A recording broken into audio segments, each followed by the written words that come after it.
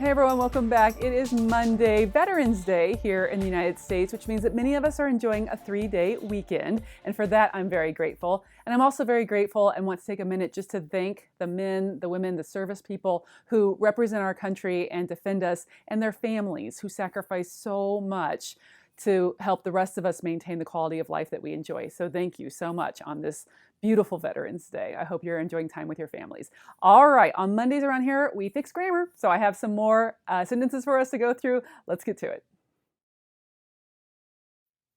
All right, you know what to do. Go ahead and jot down this sentence, mistakes and all. You can handwrite it in a spiral notebook, or you can copy it from the video description below into a Google Doc, or paste it into the comments section, make your fixes, and then post for all of us to see. This week's sentence is a throwback song.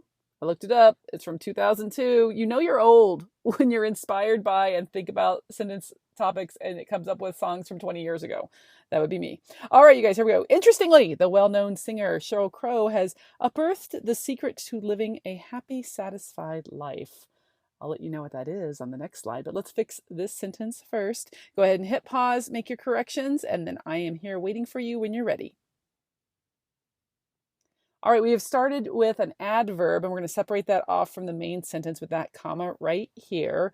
Well known is actually two words doing the job of one word, one adjective describing singer. So when we have multiple words working together, we're going to hyphenate them. So well known, throw a hyphen on there. Sheryl Crow has unearthed, is not a word. She has unearthed, so make sure you fix that.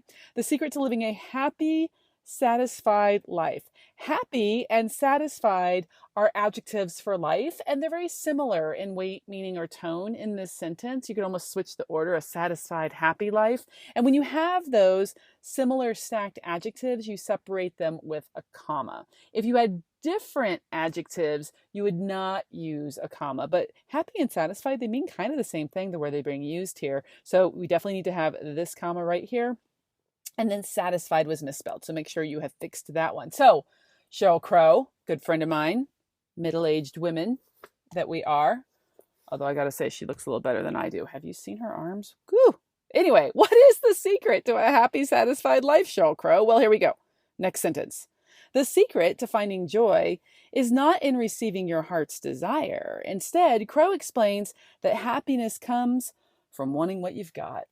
Woo, a little philosophy on a Monday for y'all. All right, Mugshot Monday's getting heavy with life advice. Go ahead and hit pause. Let's correct this grammatically, and then just sit with that idea of being satisfied with what you've got.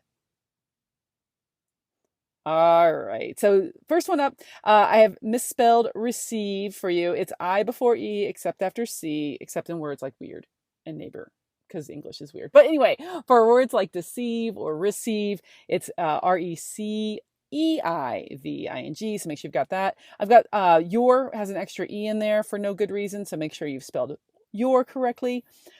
The desire belongs to the heart, and so we need the apostrophe S right there. We have a run-on sentence. I know I'm going fast. Definitely pause me if you need to slow things down a little bit here. We have a run-on sentence because there are two complete thoughts that we have just kept on trucking without any kind of punctuation.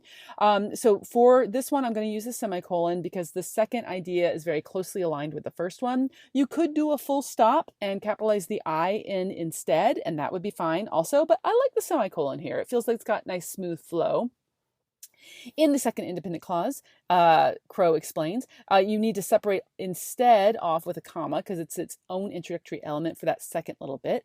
Instead, comma, Crow explains that happiness comes from wanting what you have got. So it's a contraction, so we need the apostrophe to denote that it's you have, you've got.